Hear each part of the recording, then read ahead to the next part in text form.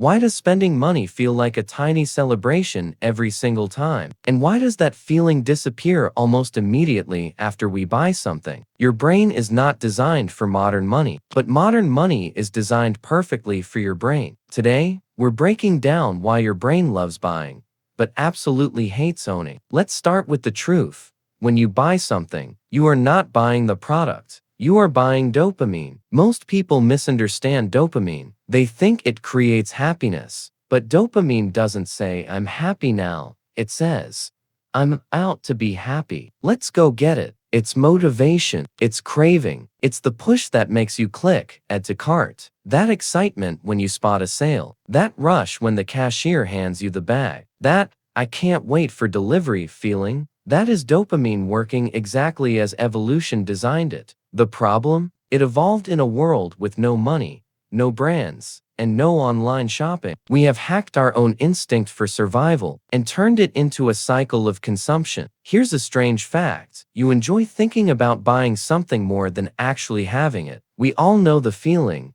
that hype before buying a new phone. You watch videos, read reviews, imagine how cool it'll be. But once it's in your hands, 2 weeks later, it's just a phone. Psychologists call this hedonic adaptation. Our brain very quickly adjusts to new possessions. The reward fades because dopamine has done its job. It pushed you to acquire something. Now it moves on to chase the next thing. This creates a loop. Want, buy, feel good, adapt. Want, against world's biggest companies survive on this loop. Buying online doesn't give you one dopamine hit. It gives you multiple. Ding. A sale notification. Hit number 1, excitement. Scrolling through products. Hit number 2, possibility. Adding to cart. Hit number 3, anticipation. Checkout complete. Hit number 4, achievement. Order shipped. Hit number 5, it's happening. Package delivered. Hit number 6, reward. All this for one purchase. That's why buying online is like a dopamine casino. You pull the lever again and again and again, hoping for that feeling. Not because you need something, but because you're chasing a chemical. There are 2 types of spending. Cash spending. Your brain feels the loss. Card spending. Your brain ignores the loss. When you hand over physical cash, you physically feel the transaction. Your brain reacts, "I just lost something." But with a card, swipe. Done. No pain. Credit cards separate action from consequence. You get dopamine today and regret 30 days later. The brain loves that trade. We often reward ourselves after a long day. "I worked hard. I'm stressed. I deserve something nice." This is known as moral licensing. You give yourself permission to make a bad decision because you did one good thing. And companies know how to amplify this. Marketing phrases like, "Treat yourself. You're worth it. Don't wait. Happiness is now."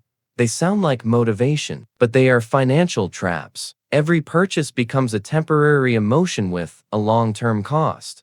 When life feels overwhelming, spending feels like control. You choose something, you buy it, you instantly feel better, just like any addictive behavior. Food, alcohol, gambling, social media. Spending becomes a coping mechanism. But here's the twist. The stress you try to escape comes back stronger as money. Anxiety. More spending, more regret, more stress, more spending. That is the dopamine debt cycle, and millions of people live inside it without knowing. Most purchases are not about the item. They are about what the item signals. A logo is more than a logo. It's proof. I'm successful, stylish, I fit in, I long. This taps into social validation. Dopamine. Our brain rewards anything that improves how others see you. Luxury brands know this so well. They don't even advertise the product anymore. They advertise identity. You're confident if you wear this. You're elite if you own this. This proves your status. This is why a $500 belt exists. Not to hold up your pants, but to hold up your ego. Flash sale ends in 2 hours. Only one left. Limited stock deal of the day. These are not marketing tricks. These are brain hacks. Your brain thinks, "If I don't act now, I'll lose something important." This is called FOMO, fear of missing out. It forces decisions without thinking. Logical brain off, dopamine brain on. That's how deals convince people to spend money while believing they just saved money. Let's make something very clear. Buying things is not the issue. We all need clothes, tools, entertainment, comfort. The issue is chasing the high. Many people aren't shopping for the product, they are shopping for a feeling. And feelings expire much faster than money does. If buying something actually made you happy long term, you wouldn't need to keep buying more. You've seen it. Spend $10 more to get free shipping. Suddenly, you start searching for something extra, not because you want it, but because your brain thinks, free reward. This is called the zero price effect. When something becomes free, we lose all rational decision making, even if we spend more overall. Companies know we are obsessed with wins, even tiny ones.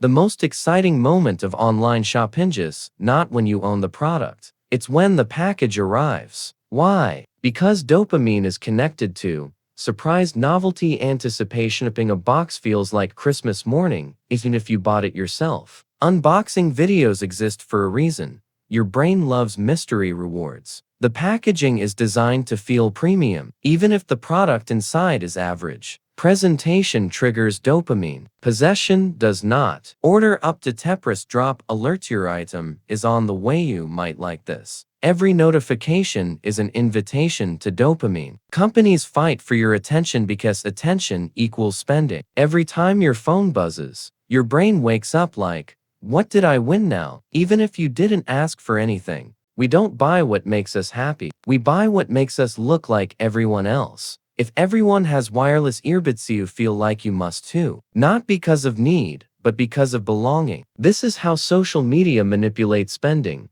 You see, perfect clothes, perfect homes, perfect cars, perfect vacations, but here's the punchline of that perfection is rented, borrowed, or filtered. People flex debt to impress strangers who don't care. An impulse purchase gives you 30 seconds of excitement, 30 days of financial pressure. Don't remember the product later, but you remember the bill. The regret phase is real.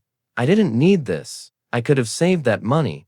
Why did I buy this again? That guilt shows up in the anxious stomach feeling when checking your bank account. Dopamine doesn't stay. The payments do. If humans only bought what we needed, the economy would collapse. We don't upgrade because something is broken. We upgrade because something better came out. This is the shiny object bias. Your brain is addicted to new, as in new features, new version, new style. Companies launch updated products not because you need them, but because your dopamine does. Spending tomorrow's monato feel good today. That's the dopamine loan. Credit card debt, personal loans, installment plans. They all maximize dopamine no while maximizing pain later. Dopamine says, future me will handle it. Future you. Why did past me ruin my life? Ask people what truly makes them happy. Health, freedom, time, family, achievement, purpose, growth. None of that comes from fast shipping, brand labels, limited editions. Try to fill emotional gaps with physical items. But emptiness inside cannot be replaced with boxes outside. Most people don't go broke from one huge purchase. They go broke from 1,000 small ones. 5 here, 8 there, 20. Why not 50? Just this once. Individually, harmless. Collectively, financial destruction. It's not the price tag, it's the pattern. Some people think minimalism is boring, but minimalism isn't. Owning nothing, living like a monk aesthetic of empty spaces. Minimalism is understanding what is enough, stopping when satisfaction starts being free from constant craving. Dopamine always wants more, but happiness often comes from less. The less you own, the less you need to maintain, protect, clean, update, stress about. You create space for what truly matters. When you look back in life, you'll remember laughing with friends, seeing new places, achieving your goals, helping your family, growing as a person, not the 12th pair of shoes. That impulse gadget, the unnecessary upgrade. Products expire. Experiences stay in your identity. One creates clutter, the other creates memories. Instead of getting dopamine from buying things,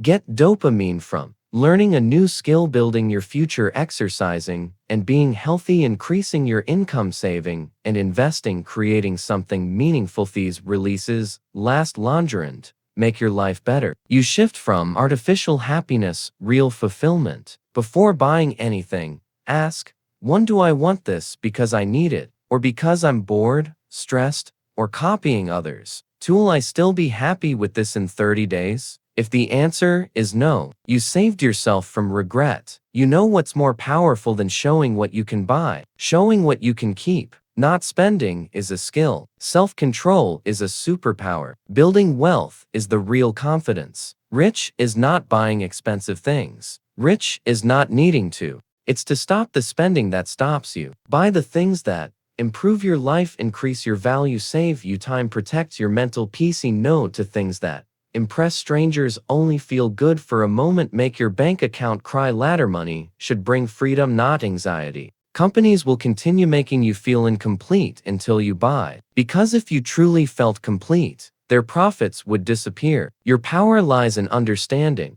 The system is designed to trigger dopamine, but your mind can choose whether to follow it. When you take control of your spending, you take control of your life. You don't need to give up dopamine. You just need to redirect it. Get dopamine from achieving goals, growing wealth, building discipline, becoming someone you're proud of, a future you'll be excited to live in. Buying feels good for a moment. Becoming better feels good forever. If you learned something today, watch our other videos to understand how your brain, not your wallet, decides your financial future. Like, share, and subscribe for more behavioral finance and psychology of money. Because the first step to financial freedom is understanding your mind.